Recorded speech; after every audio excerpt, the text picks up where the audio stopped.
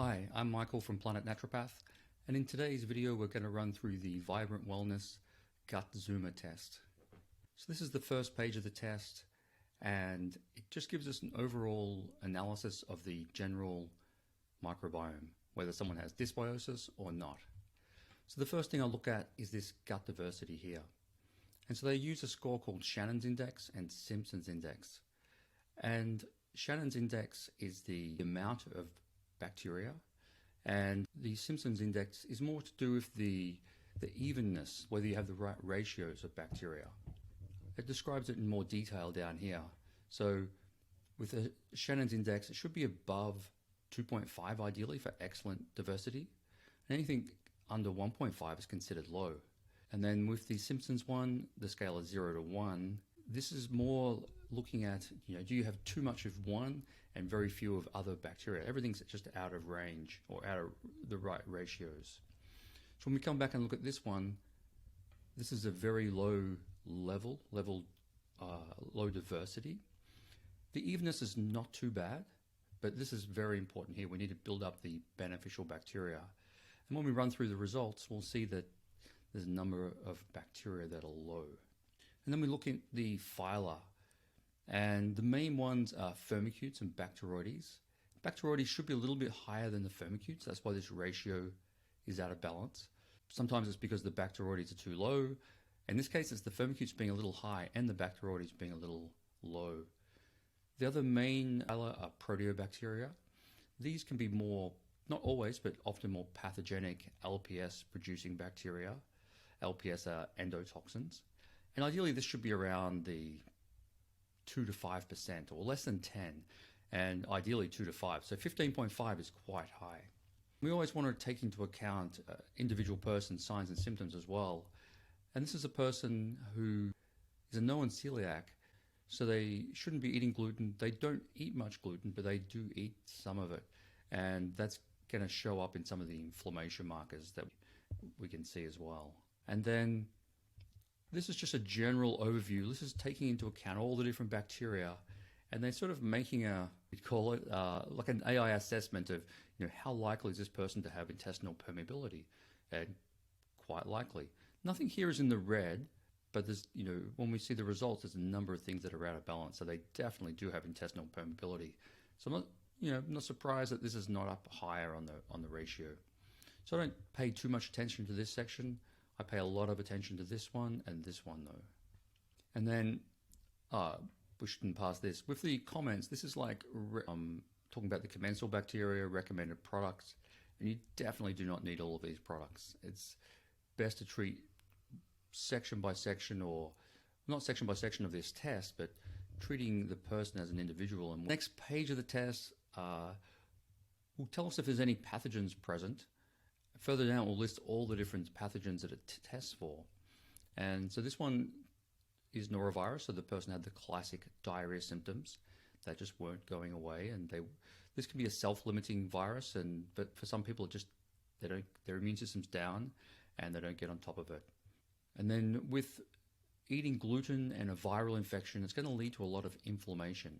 So calprotectin, lactoferrin, lysosome, S100A12, MMP9, they're all inflammation markers. MMP9 can also be associated with things like mold infections, but in this case, we know it's probably coming from the gut. The eosinophil protein X is elevated. This is usually because of food allergies of some description. And while they may have an allergy to gluten, there could also be other allergies that are unidentified yet. The markers of digestion, we have here pancreatic elastase. It says the reference range should be over 200, and they're just below that at 196.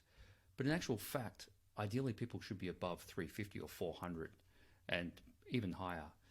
So this level is going to see maldigestion. They're going to be able to break down and digest their foods, not going to be able to absorb vitamins and minerals as well as they should be able to. So even if they're eating really well, they could still have a lot of nutrient deficiencies. And then it's not uncommon to have vegetable fibers detected. There's also a lot of fat malabsorption, and this is going to come from potentially bile function, which we'll look at in a minute, or the low pancreatic enzymes. So this is going to lead to fatty stools, oily, and also can lead to deficiencies in the fat-soluble vitamins like A, D, E, and K. And now we're going to look at the bile acid metabolites. These are percentages, so it's not like 100% that this person has okay bile acids, but going by the lack or the poor digestion of fats, you would think that bile support would be needed. With the short-chain fatty acids, these are also percentages. So you look at these and 3 out of 4 look like they're okay. In fact, butyrate looks like it's at the top of the range.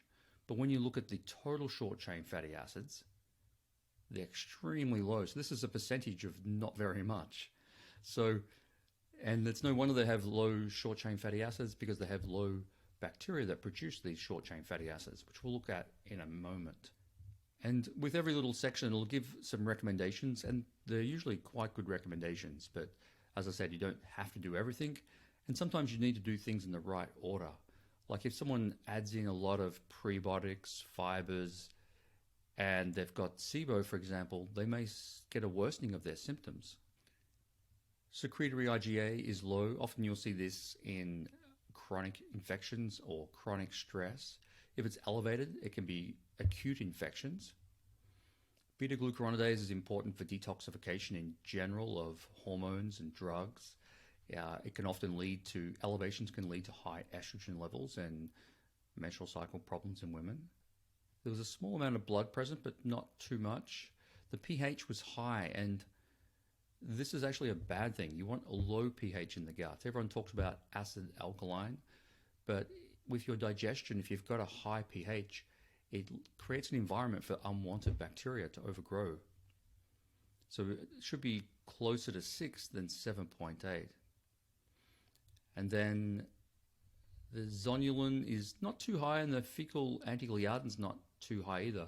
But I know they have celiac disease, so the fact that they've minimized gluten is definitely helping, but they need to cut it down even more, or 100% if you're celiac.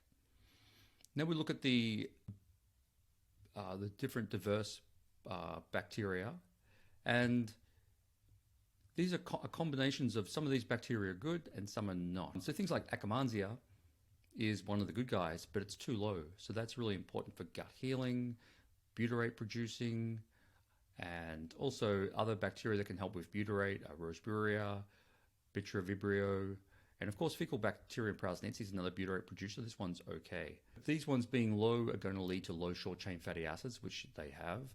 And then they list some probiotics that can potentially help. So Lactobacillus reuteri, and there's different strains of that. It's always important to get a good one in that case. With SIBO, you can't diagnose SIBO from this test. You can get clues if someone has SIBO. In fact, all of these potential risks are exactly what it means, potential.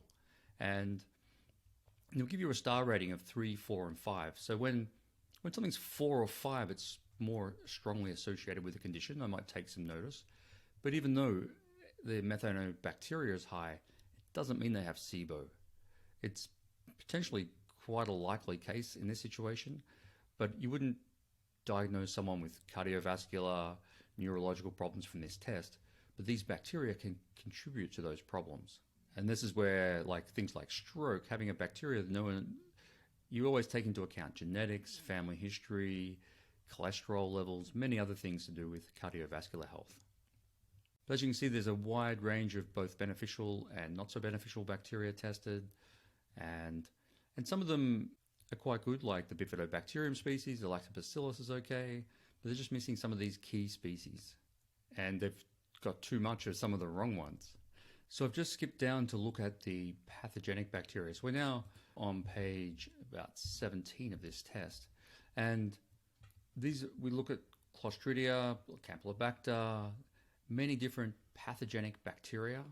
Helicobacter pylori is a common bacteria, and a number of parasites, Giardia, Entamoeba histolytica, Cryptosporidium, Blastocystis. And then we look at a range of helminths, which is basically worms. So there's whipworm, a lot of the common worm species are here. And then different viral infections, and this was the one they had on page 1. Anything that's positive here will show up on page 1 of the results as well.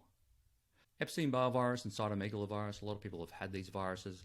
This is just going to show if they have a active infection, not past infection like a blood test. Different species of yeast like Candida. And then if there's any, like if someone does have Helicobacter or other infections, whether they're resistant to these antibiotics or not. And then the rest of the test just explains the different markers that we talked about before, what's high and what's low, what's normal, and just gives you an overview of exactly what it is. So while this is great to explain the results to somebody, you still need to work with a practitioner to know what to treat in the right order. A lot of people do the correct treatment plan, but they might do it in the wrong order. They might start healing a leaky gut, but before they've addressed the infections causing the leaky gut, or cutting out foods. They might try and treat a parasite, but maybe they need to improve stomach acid and get rid of Helicobacter pylori before they actually do that. So this is a great test to give you an overview of everything that's going on, and then working with a practitioner to come up with a treatment plan is super important. So it goes for 30 pages, so there's a lot of different information on this test to go through. Hope that helps give you an overview of the Vibrant Wellness Gut Zoomer 3.0 test. You can order the Vibrant Wellness Gut Zoomer test with any other Vibrant Wellness tests from the link on this page. Test kits can be shipped to most countries, and shipping is calculated at checkout. There is free shipping in the US.